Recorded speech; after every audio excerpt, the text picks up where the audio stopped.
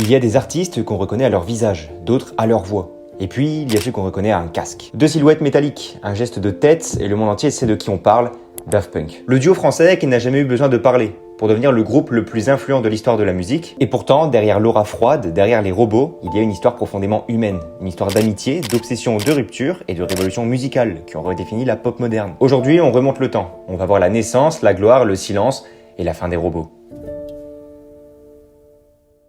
Tout commence en 1987, lycée Carnot. Paris, 17e. Deux gamins qui adorent les mêmes films, les mêmes jeux vidéo et surtout la même musique. Le premier, Thomas Bangalter, fils d'un compositeur de disco qui a connu le succès, le genre d'enfant élevé entre un piano et des synthés. Le second, Guy Manuel de Homem Christo. Oui, je vous l'accorde, c'est un petit peu long comme nom. Plus discret, plus mystérieux, mais le cerveau visuel du duo. Ils deviennent amis instantanément. Deux geeks créatifs dans une école trop sage pour eux. Ils traînent ensemble, parlent de musique pendant des heures, deviennent inséparables. Et surtout, ils rêvent déjà de faire du bruit. Beaucoup de bruit. Les deux amis rencontrent un troisième larron, Laurent Brankowitz. Ils montent ensemble un groupe de rock, Darlene. Exactement, comme la chanson des Beach Boys.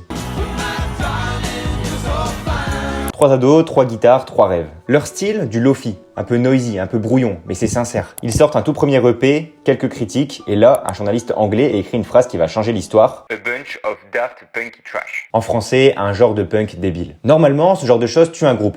Eux, ils sont morts de rire. Ils finissent par se séparer. Mais Bangalter et Guiman gardent les deux mots, Daft Punk. Ils viennent enfin de trouver leur nom de scène. Les deux Parisiens abandonnent les guitares, place aux machines. Ils tombent amoureux des boîtes à rythme, des samples, de la house de Chicago, de la techno de Détroit. Ils se mettent à composer dans leur propre chambre. Des nuits entières, des boucles, des distorsions, des expérimentations. Et ce qu'ils sortent, personne ne l'avait encore jamais entendu en France. Une musique sale, brute, hypnotique, mais poétique. Leur premier vrai titre, The New Wave, attire l'attention des labels, et le monde découvre leur deuxième bombe, leur identité visuelle. À leur époque où tout le monde veut passer à la télé, eux refusent. Pas d'image, pas de visage, juste de la musique. Et la légende commence. Homework sort, et l'industrie explose. L'album est un ovni, un mélange de house, de funk, de techno et des sons totalement imprévisibles. Daft Punk est en train de redéfinir la musique électronique, écrit la presse. Les titres deviennent instantanément cultes. Around the World, un loop de basse, une voix robotique répétée 144 fois, et un clip signé Michael Grandi, aujourd'hui étudié dans les écoles de cinéma. Daft Punk, une ligne de basse sale qui écrase tout. Burning, Rolling and Scratching, des morceaux qui retournent les clubs du monde entier. Homework, c'est un manifeste, une déclaration, un message simple. La French Touch existe et elle va dominer le monde. Et c'est là précisément qu'ils vont tout changer. En 2001, nouvel album, nouvelle époque, nouveau look. Les robots apparaissent pour la première fois. Casque chromé, combinaison futuriste, aucune interview au visage découvert, les Daft Punk deviennent littéralement des personnages. Et l'album Discovery devient un chef-d'œuvre absolu. Là où Homework était brut, Discovery est mélodique. Là où Homework était nocturne, Discovery brille comme un levier de soleil. One More Time, un hymne planétaire. Harder, Better, Faster, Stronger,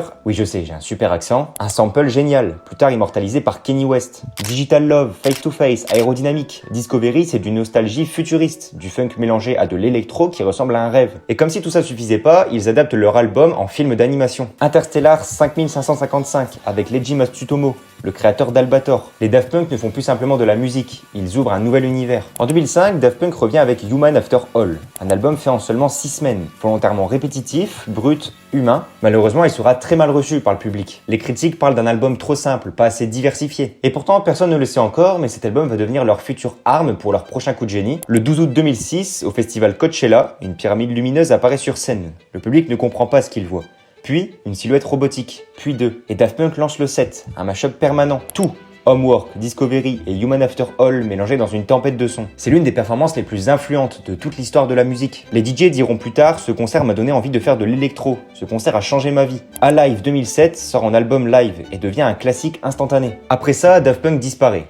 Silence. Aucune apparition publique, aucune interview, mais en coulisses, il travaille. En 2010, il compose la bande-son de Tron, Legacy, une BO orchestrale épique, futuriste, qui prouve qu'ils ne sont pas juste des producteurs, mais de véritables compositeurs. Il travaille avec Kanye West, Pharrell, The Weeknd, Neil Rodger, Giorgio Moroder. La liste ressemble à un Hall of Fame. Et à chaque fois, ils apporteront ce son robotique, élégant, minimaliste, chaque fois ça devient intense. En 2013, les robots reviennent avec un message simple. Mettons les machines de côté. Revenons à la musique jouée. Ils s'enferment dans les meilleurs studios du monde. Ils recrutent des musiciens légendaires. Ils enregistrent tout en analogique. Ils se font ce que personne n'osait faire à l'époque. Le résultat, Random Access Memory. Un album hommage à la disco, au funk, à la musique américaine, à l'artisanat. Get Lucky, le tube de la décennie. 463 millions de passages radio en un an, un phénomène planétaire. Giorgio by Moroder, un documentaire musical génial. Instant Crush, Lose Yourself to Dance, Touch, puis arrive la cérémonie des Grammy Awards 2014. Les robots montent sur scène, casque immobile, costume blanc, et repartent avec 5 Grammy, donc l'album de l'année. Le monde s'incline. Les Daft Punk viennent d'écrire le chapitre le plus influent de toute la musique moderne. Et en 2016, on y verra une dernière surprise. Ils coproduisent Starboy and I Feel It Coming. 2 tubes monumentaux. Là encore, un son parfait, sans effort apparent. À ce stade, Daft Punk n'est plus un duo, c'est une marque sonore. Et puis d'un seul coup, plus rien. Un silence total. 22 février 2021, une vidéo apparaît sur YouTube. Titre, épilogue. On y voit 2 robots marcher dans le désert. L'un s'arrête, retire sa veste, montre un minuteur, l'autre active le détonateur. Benglater explose, Guiman s'éloigne vers le soleil.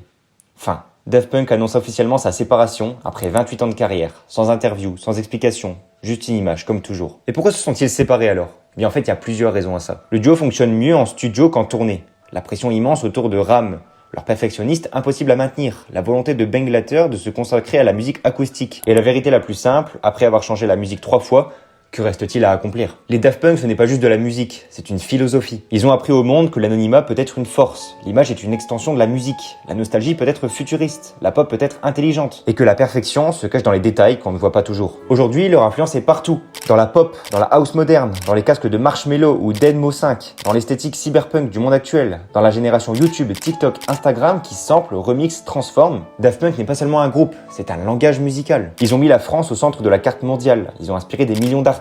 Ils ont créé des souvenirs à des milliards de personnes, ils ont accompagné nos soirées, nos amours, nos moments de vie, et même séparés, ils continueront d'exister. Parce qu'un robot ne meurt jamais, il s'éteint, mais son écho continue d'exister.